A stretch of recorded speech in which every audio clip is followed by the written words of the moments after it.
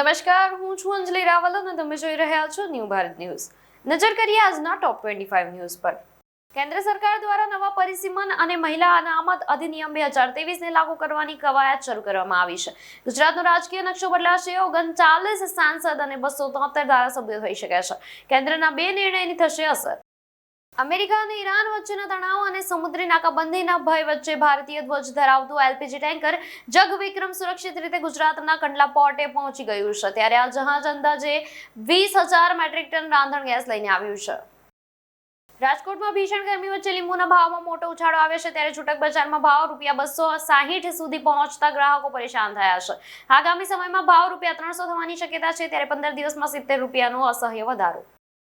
નીતિશ કુમારના રાજીનામા પછી બિહારની રાજનીતિમાં આજથી સમ્રાટ યુગની શરૂઆત થશે. ત્યારે આજે બિહારમાં પહેલીવાર ભાજપના મુખ્યમંત્રી નિમાયા છે. સમ્રાટ ચૌધરી બિહારના 24મા સીએમ બન્યા. આપ સાંસદ અશોક મિત્તલના ઠેકાણે ઈડીના દરોડા છે. ત્યારે રાઘવ ચડ્ડાની જગ્યાએ ડેપ્યુટી લીડર બન્યા હતા. લવલી પ્રોફેશનલ યુનિવર્સિટી સાથે જોડાયેલા ફંડમાં કથિત નાણાકીય ગેરરીતિઓ અને વિદેશી મુદ્રા કાયદાના ઉલ્લંઘન. એલડી એન્જિનિયરિંગ કોલેજની હોસ્ટેલ જે છે એમાં સ્લેબ તૂટ્યો છે. ત્યારે એક વિદ્યાર્થી ઇજાગ્રસ્ત થયો છે. બિલ્ડિંગ જર્જરિત હોવા છતાં કાર્યવાહી ન થયાનો આક્ષેપ છે. ત્યારે ઇજાગ્રસ્ત વિદ્યાર્થીને તાત્કાલિક સારવાર માટે હોસ્પિટલ ખાતે ખસેડવામાં આવ્યો.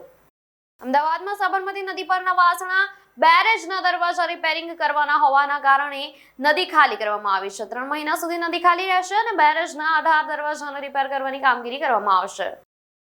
કોંગ્રેસના વરિષ્ઠ નેતા પવન ખેડાની મુશ્કેલીઓમાં વધારો થયો છે. ત્યારે સુપ્રીમ કોર્ટે તેલંગાણા હાઈકોર્ટના તે આદેશ પર રોક લગાવી દીધી છે, જેમાં ખેડાને 1 સપ્તાહ માટે ટ્રાન્ઝિટ આગોતરા જામીન આપવામાં આવ્યા હતા.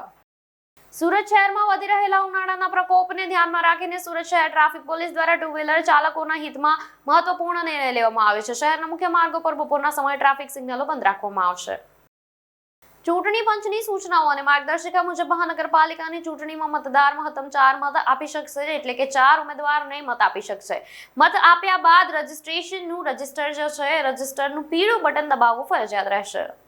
વડાપ્રધાન નરેન્દ્ર મોદી કર્ણાટકના પ્રવાસે છે. ત્યારે પીએમએ મંડ્યા જિલ્લાના શ્રી ક્ષેત્ર આદિ ચુંચનગીરીમાં શ્રી ગુરુ ભૈરવક્ય જે મંદિર છે એનું ઉદ્ઘાટન કર્યું છે. પૂર્વ વડાપ્રધાન દેવે ગૌડા સાથે પુસ્તકનું વિમોચન પણ કર્યું છે.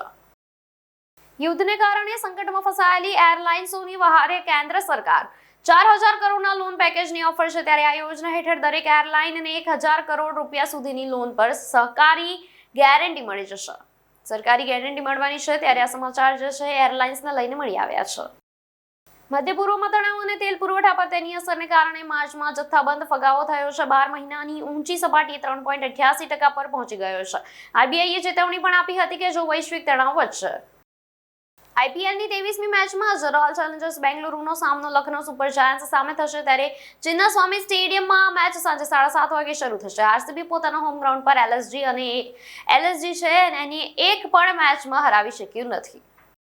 કેન્દ્ર સરકાર દ્વારા 15 એપ્રિલથી હાઈવે પર ઓવરલોડિંગના નવા નિયમો લાગુ કરવામાં આવશે, જેમાં 10% સુધીના ઓવરલોડ પર કોઈ દંડ નહીં લાગે, પરંતુ 40%થી વધુ વજન પર 4 ગણો ટોલ ટેક્સ વસૂલવામાં આવશે. પીએમ નરેન્દ્ર મોદી અને ડોનાલ્ડ ટ્રમ્પ વચ્ચે તાજેતરમાં લગભગ 40 મિનિટ સુધી ફોન પર મહત્વપૂર્ણ વાતચીત થઈ હતી અને વાતચીતમાં બંને નેતાઓએ દ્વિપક્ષીય સંબંધો, વૈશ્વિક પરિસ્થિતિ અને પરસ્પર સહકારના મુદ્દાઓ પર વિસ્તૃત ચર્ચા કરી હતી. ભોપાલમાં વિકાસના નામે 4100થી વધુ વૃક્ષો કાપવા છતાં નવા વૃક્ષારોપણનો કોઈ રેકોર્ડ ન મળતા એનજીટીએ વન વિભાગ અને નગર નિગમ પાસે 5 વર્ષનો ડેટા માંગ્યો. આંદામાન સમુદ્રમાં એક અત્યંત કરુણ ઘટના. રોહિંગ્યા શરણાર્થીઓ જે છે આ શરણાર્થીઓ અને બાંગ્લાદેશી નાગરિકોને લઈ જતી એક હોડી પલટી જતા અંદાજે 250 લોકો ગુમ થયા છે. ત્યારે 280 મુસાફરોને લઈ જઈ રહી હતી આ બોટ. સેમસંગે તેના ગેલેક્સી સ્માર્ટફોન અને ટેબ્લેટ સિરીઝના અનેક મોડેલોને ભાવ વધાર્યા છે. ત્યારે આ વધારો હાલમાં અમેરિકામાં કરવામાં આવ્યો છે, જોકે એની અસર દુનિયાભરના દરેક દેશમાં જોવા મળશે.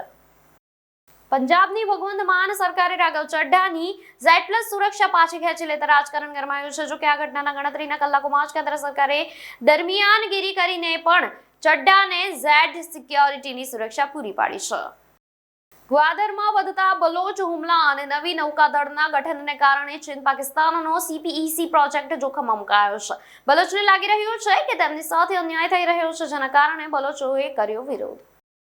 ચીની ટેન્કર હોર્મુઝ સ્ટ્રેટમાં અમેરિકી નાકાબંધી તોડવામાં નિષ્ફળ રહ્યું છે, ત્યારે યુએઈ થી મેથેનોલ લઈને જઈ રહ્યું હતું. અમેરિકી યુદ્ધ જહાજની ચેતવણી પછી યુ-ટર્ન લીધો હતો.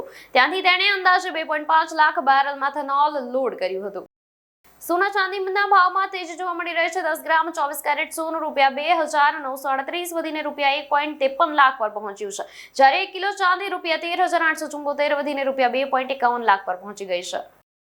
ભાજપ બંગાળમાં મહિલાઓને દર મહિને ₹3,000 અપાશે. સ્મૃતિ ઈરાનીએ માતૃશક્તિ ભરોસા કાર્ડ લોન્ચ કર્યું છે. 23 એપ્રિલે પહેલા તબક્કાનું જે છે એનું મતદાન કરાશે અને કાર્યક્રમમાં સુવેન્દુ અધિકારી અને સ્મૃતિ ઈરાની હાજર રહ્યા હતા.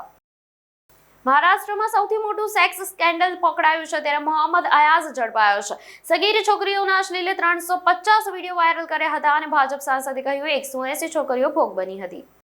ટોપ 25 ન્યૂઝમાં હાલ માટે બસ આટલું જ. વધુ સમાચાર જોવા માટે જોતા રહો ન્યૂ ભારત ન્યૂઝ. નમસ્કાર.